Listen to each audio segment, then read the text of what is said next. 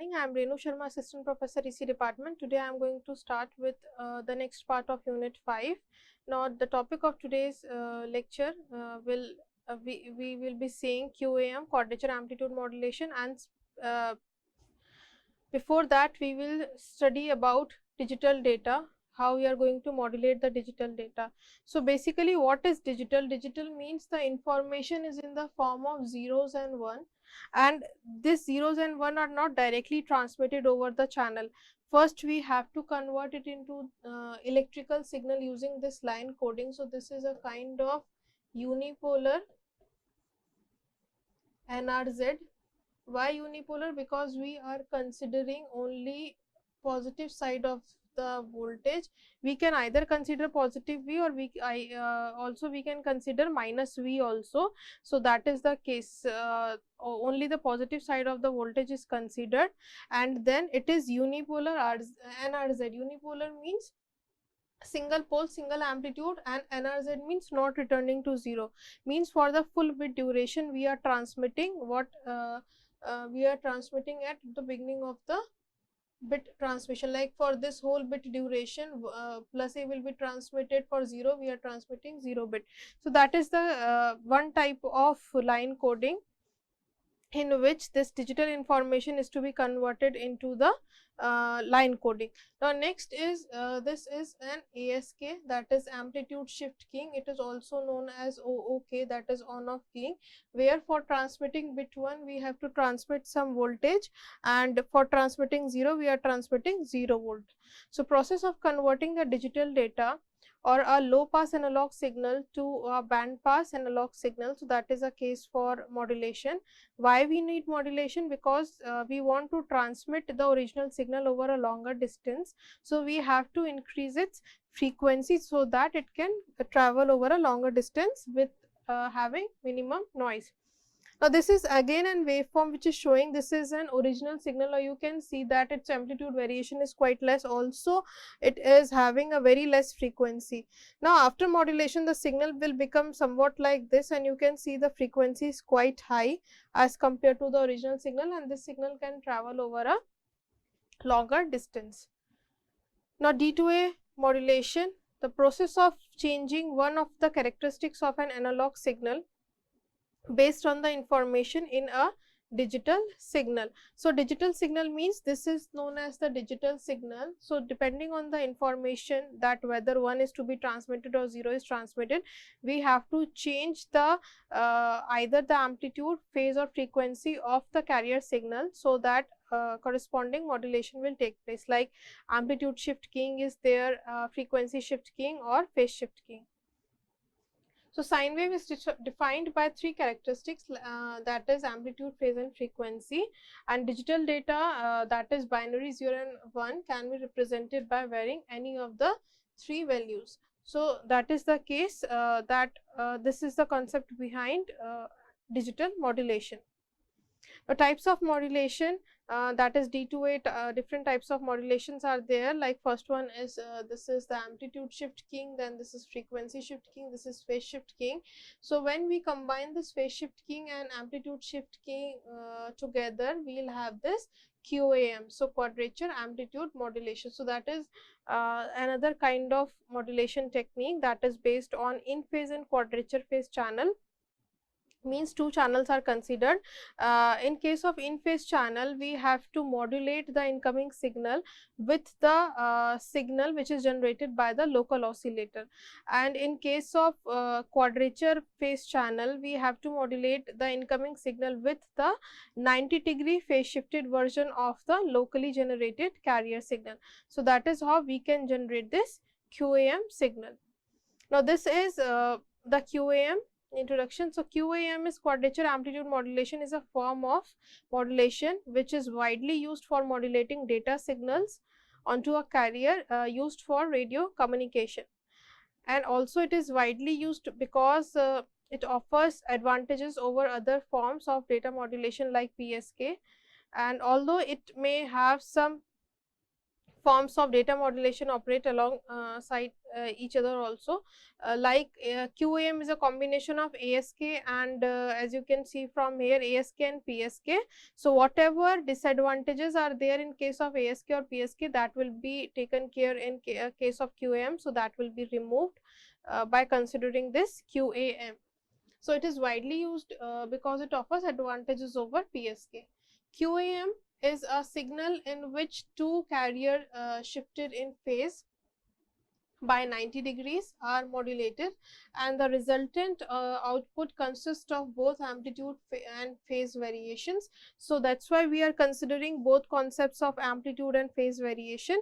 But only thing is that we have to consider two channels. First one is in phase and quadrature phase. In phase means it is having the same carrier frequency as it is generated by the local oscillator, and in case of another one, it is having 90-degree phase shifted version of the signal that is generated by the locally generated oscillator. So in view of the fact that both amplitude and phase variations are present, it may also be considered as a mixture of amplitude and phase. This is the block diagram of QAM. So that's what I am saying, that two channels are there. This is known as I channel,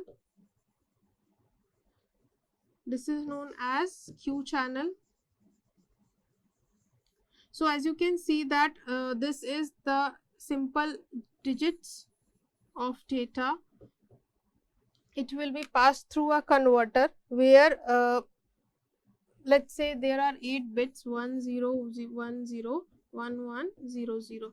So the alternate bits are considered and it will be transmitted over here, and the other bits are 4 bits are transmitted over here.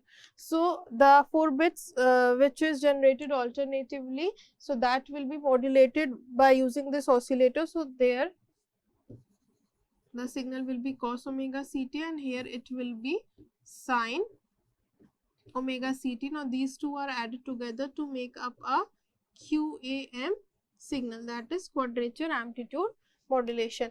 Now this is the case where two bits, let's say 8 bits are there, so two bits are combined together to make up this stream of data. So this is 00 10 01 11. So for each of the cases there are different signals which are appear over here. Like for 00 it will be minus 135 degree. For minus 135 degree phase shift in the signal will be there. For 10 it will be minus 45, for 01 it will be 135, for 11 it will be 45 degrees. So that is how you can directly plot the waveform depending on the combination of the bits, because there are 2-bit combination is there.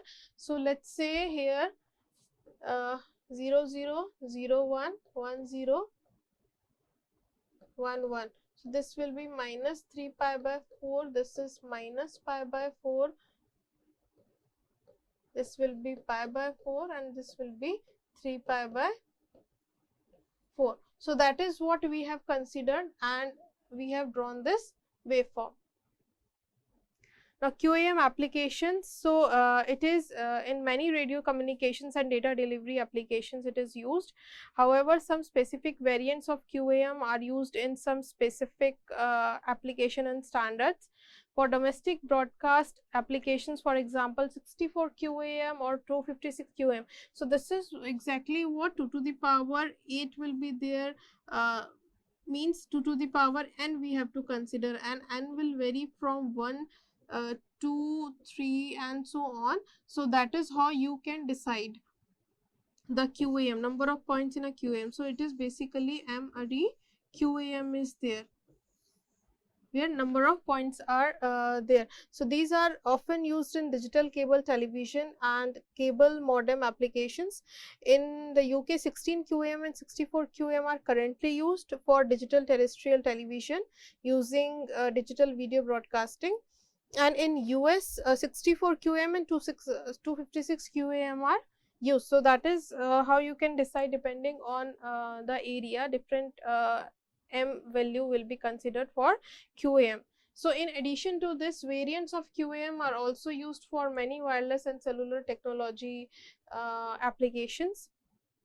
These are the two advantages of QAM. First one is QAM appears to increase the efficiency of transmission for radio communication systems by utilizing both amplitude and phase variation. So, these are some of the advantages, and there are disadvantages are also there. Like first one is more susceptible to noise because the states are closer together, so that a lower level of noise is needed to move the signal to a different decision point. So, basically in case of QAM, as we are considering ASK and PSK both at the same point of time, so ASK and PSK both are having the disadvantage of more in case of ASK, that it is more affected with noise.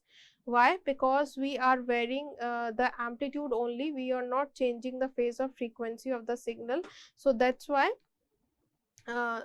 it is included in the disadvantage of QAM also. So, receivers for use with phase or frequency modulation are both able to use limiting amplifiers that are able to remove any amplitude noise and thereby improve the noise reliance. This is not the case with QAM. The second limitation is also associated with the amplitude component of the signal. When a phase or frequency modulated signal is amplified in a radio transmitter, so there is no need to use linear amplifiers, whereas when using the QAM that contains an amplitude component, linearity. So, this is what I have said, that using this ASK, the disadvantage of noise addition is still there in case of QAM. So, Constellation diagrams for QAM. QAM when used for digital transmission for radio communications applications is able to carry higher data rates than ordinary amplitude modulated schemes and phase modulated scheme. So, as with the PSK etc., the number of points at which the signal can rest, that is the number of points on which constellation is indicated in the modulation, is 16 QM. So, basically what we are designing for, let us say this will be two basis functions are considered, this is phi 1t, this is phi 2t, and for 16 point QAM we are considering this, these are 4 points, these are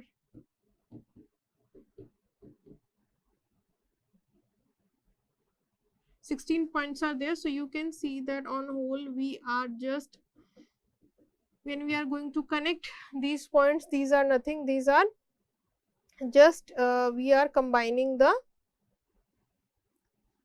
it looks like a square only. So, for QAM the constellation diagram will be a kind of square. So, for different points, if that will be expanded to 64 bit QAM or 256 QAM. So, number of points will be increased on this constellation diagram. So, when using the QAM, the constellation points are normally arranged in a square grid with equal vertical and horizontal spacing, and as a result the most common forms of QAM use a constellation with number of points equal to a power of 2. So, 2 to the power n, what I have said, and n will vary from 1, 2, 3. So, it will be a even number only. Now, by using higher order modulation formats, that is more points on the constellation, it is possible to transmit more bits per symbol. However, the points are closer together and they are therefore more susceptible to noise and data errors. Now, next is, as you can see that for QAM, this is how the points will be there, like when we are considering only 4 points. So, this is how it looks like, and when we are considering the 16 QAM, this is how the constellation diagram will look like. So, this will be the I channel, this will be the Q channel that we have considered. So, 0 0 basically means that when both the points are there in the negative range, negative consideration. So, that will be 0 0. 0 1 when first bit is negative, another one is positive, that will be the quadrant. This is when both the points are positive, this is when first one is positive, another one is negative. So, that will be 1 0 quadrant that we are going to consider. Now, next comes the topic, that is MSK, which is minimum shift keying. After this QAM, ASK, FSK, PSK, this another kind of modulation scheme is there. So, it is a special form of binary CPFSK, that is therefore CPM, in which the modulation index is that we are considering is half, that is H is equals to half, and the phase of the carrier in the interval means the phase of this signal will be there in the interval for t is from nt to n plus 1 t. So, we can also write the basis function depending on this, the phase of the carrier. That formula will be half pi summation k is from minus infinity to n minus 1 I k plus I in q t minus nt. So, this is what it is showing, that this is multiplied by a shifted version of the train of impulses. Now, that will be simplified. So, that will be theta n plus half pi I n into t minus n t by capital T, and the modulated carrier signal. So, modulated means when we are going to multiply this phase means carrier signal with the incoming signal, that is nothing but the bits. So, ST will be is equals to A cos omega CT plus theta n plus half. So, you can see that this will be included in the phase. This will be the final output MSK. Now, the expression indicates that binary CPFSK signal can be expressed as a sinusoid having one of the two possible frequencies in the interval. So, if we define these frequency, this is F1 and F2. F1 is Fc plus 1 upon 40 and F2 is Fc minus 1 upon 40. So, then the binary CPFSK signal may be written in the form of SIT is equals to A cos. This will be the formula where minus 1 to the power I minus 1, where I will have only two values, it can be 1, it can be 2. MSK. So, why binary CPFSK with H is equals to half is called minimum shift keying, because the frequency separation, that is delta F, which is equals to F2 minus F1 is equals to 1 upon 2t, and delta F, that is the frequency deviation, frequency separation, it will be equivalent to half t, is the minimum frequency separation that is necessary to ensure the orthogonality of the signals. These are the two basis function, that is S1t and S2t over a signaling interval. Now, this MSK is considered a continuous phase frequency shift keying, which is having two defined for two symbols, that is for symbol 1 and symbol 0. So, for symbol 1 its value is under root 2 EB upon TB, where EB is the energy of the bit and TB is the bit duration into cos 2 pi F1 t plus theta naught, and for symbol 0 it will be under root 2 EB by TB cos 2 pi F2 t plus theta naught. So, EB is nothing, it is the energy transmitted signal energy per bit, and TB is the bit duration. Now, next is another useful way of representing the CPFSK signal is to express it in conventional form of an angle modulated signal, which is defined by this equation where theta t is the phase of ST. Now, next is MSK block diagram. Now, here in this block diagram you can see that this is cos 2 pi FCT, which will be multiplied by this signal, that is cos pi t upon 2 TB. Now, it will be passed through two channels. This is the first channel, this is the second one. This is band pass filter having frequency F1, this is band pass filter 2 having frequency F2. It is being multiplied by 2 of the summation, means added together, and then these are two basis functions phi 1t and phi 2t, which are orthogonal to each other. Then these are multiplied by two symbols, that is A1t, A2t, and we are having this MSK waveform at the output of this transmitter diagram. This is for the MSK receiver. Now, you can see that two basis function, again same basis functions are required. Why? For the coherent detection of the signal, it is passed through integrator. So, you can see both are integrated to the same range, that is 2 TB. Then two signals will be generated, that is x1 and x2. Then we have to set a threshold value. If it is crosses the threshold, then 1 bit will be present. If it does not crosses the threshold, then 0 bit will be there, and output binary sequence we are having at the output of this MSK. This is the power spectra of the MSK signal. This is all about today's lecture. Thank you.